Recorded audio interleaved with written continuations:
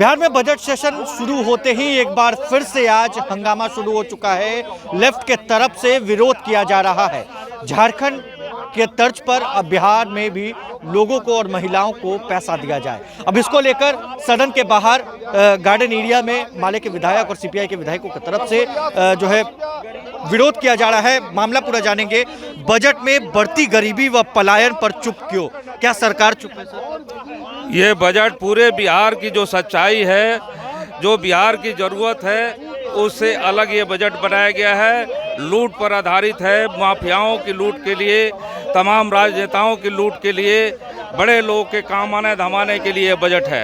आप सोच सकते हैं कि यहाँ 50 रुपये में रसोइया काम करती है, जो लाखों लाख रसोइया जो स्कूलों में है, उसके लिए इस बजट में कोई प्रावधान नहीं है।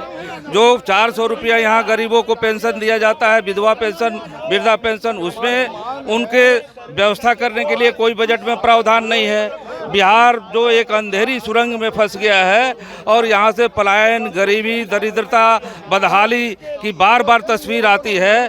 और आप देखते हैं कि कैसे यहाँ ग्रामीण क्षेत्रों में माइक्रो फाइनेंस कंपनियों का जो कर्ज है वो 50%, 60%, 70% ग्रामीण क्षेत्र की महिलाएं जो हैं वो कर्ज में डूबी हुई है। पूरा का पूरा परिवार बांका में, समस्तीपुर में, ये मुजफ्फरपुर में, हाजीपुर में ये आत्महत्या कर चुका है। और आपने देखा कि कैसे हरियाणा में भी एक परिवार जाके आत्महत्या कर लिया। लेकिन ये कैसे गरीबी यहाँ से ख़त्म होगी, कैसे पलायन ख़त्म होगा, इस पर ये पूरी तरह से बजट चुप है। जो किसानों की समस्या है बाढ़ और सुखाड़ की, इससे भी कोई मतलब नहीं है। और यहाँ बजट में जो नौजवान हैं जिनको रोज़गार चाहिए, तो केंद्र और राज्य सरकार की 35 लाख नौकरियां जो है वो रिक्तियां जो है वो खाली है, रिक्तियां हैं, सीटें खाली हैं, उस पर भी आपको कहीं कोई भर्ती होगी ऐसा कुछ घोषणा इस बजट में नहीं है। तो ये पूरे तौर पे बजट जो है एक पूरा मेंटेनेंस है कि जो जैसे चल रहा है चलते रहे। बिहार अंधेरी सुरंग में फंसा हुआ है और गरीबी, बदहाली, पलायन इस सब का शिकार है। इस पर कोई इसका समाधान नहीं है। इसलिए आज से इस बजट का हम लोग विरोध करते हैं और नीतीश सरकार से हम लोग जवाब चाहते हैं कि आज सरकार बजट पर अपना वक्तव्य देगी, वो बताए कि इस सवाल क्यों नहीं है उसमें। झारखंड में मैया समान योजना की भी आप लोग मांग कर रहे हैं कि बिहार में उसी तर्ज पर पैसा मिले, क्या है? देखिए, महिलाओं के जो किचन का जो भार है वो बहुत काफ़ी बढ़ गया है और जिस तरह से महंगाई बढ़ गया है उसमें एक राहत मिलता है। वो महिलाओं को 2500 रुपया उसके खाता में जाएगा तो उसके किचन का भार थोड़ा हल्का होगा।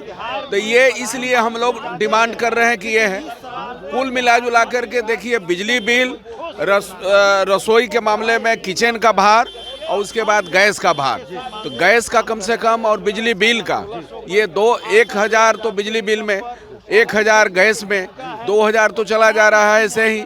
इसलिए यदि 2500 मिलता है महिलाओं को तो घर संभल सकता है। इसीलिए हम लोग ये झारखंड के तर्ज पर इसका डिमांड हम लोग कर रहे हैं। चलिए, तो झारखंड के तर्ज पर अब इसका डिमांड बिहार में भी होने लगा और एक कम तस्वीर आपको दिखाएंगे। देखिए, राष्ट्रीय जनता दल के सभी विधायकों की तरफ से भी प्रोटेस्ट किया जा रहा है पोडियम के नीचे।